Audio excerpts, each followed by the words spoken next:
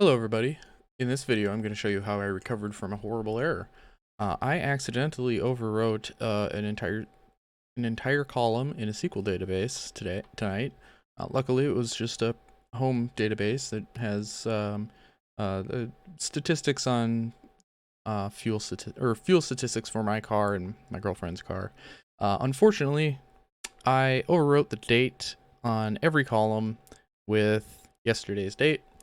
But I've already fixed it, and I'm going to show you how I did.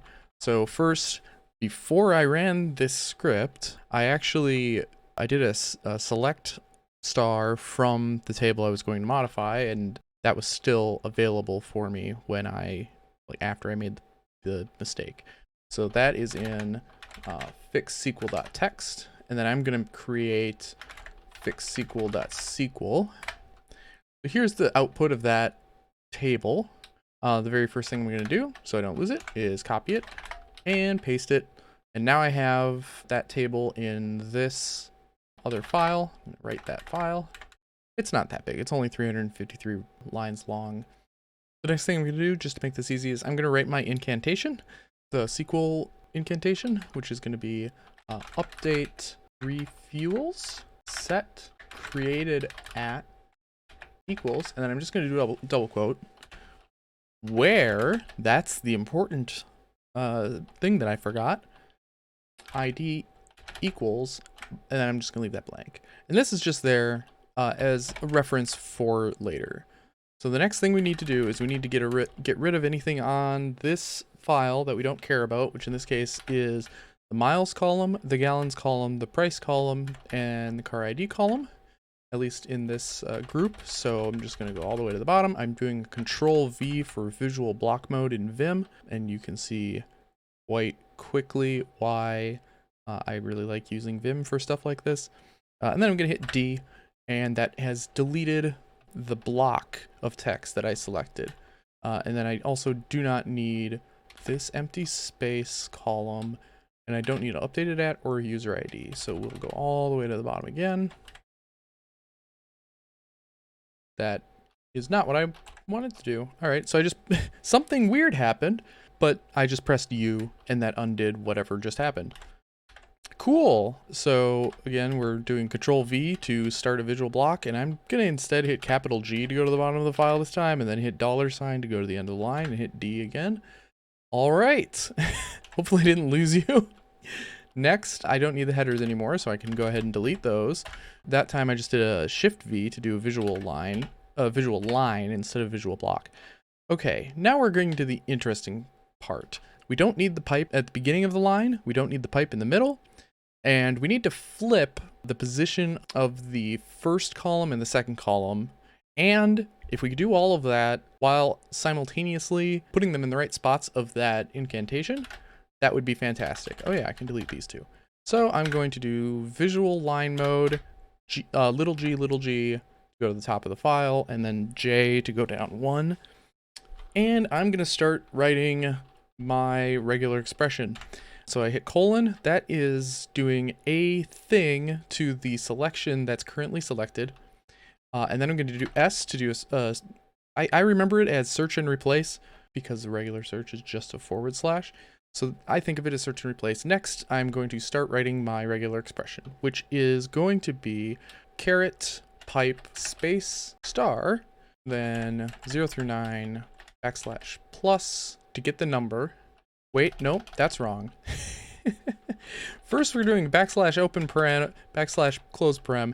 Now, 0 through 9 \+. Okay, what that does is that takes whatever is being searched for in that column, or sorry, in that inside the parentheses, is taking that and it's creating sort of a ephemeral variable.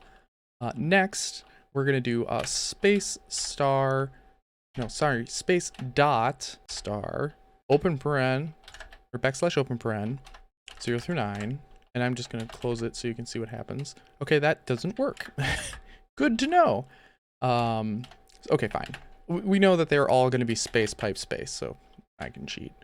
Okay, now there's two ways we can do it. We can either do it the quick way, which is going to be just 0 through 9 and then dot star, which will take from the first number through the end of the line and put it in that second variable.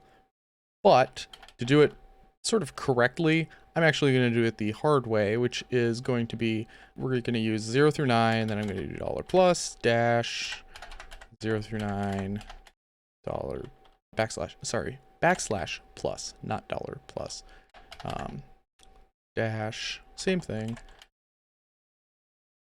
This just helps me get the muscle memory, or even just helps me learn how to do regular expressions better, because I tried using just plus and that doesn't work. So same thing here, 0 through 9 plus colon, whoop, back, see, just like that. Backslash plus colon.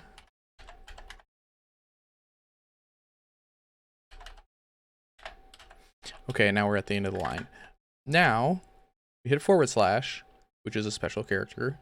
If you want a / in your search, you actually have to escape it with the backslash, but we don't. So we will do a / and then all we need to do is type the first line and put the variables where they need to go. So that's really simple. We do update refuels set created at equals first. This is the first variable, which is actually the second one because we want this to be the date and time. So that's going to be /2 backslash and then the number that indicates which one of those pairs of parentheses we're trying to reference, and then where id equals \1 semicolon / g. I don't think yeah, the g is not necessary because we're affecting an entire line.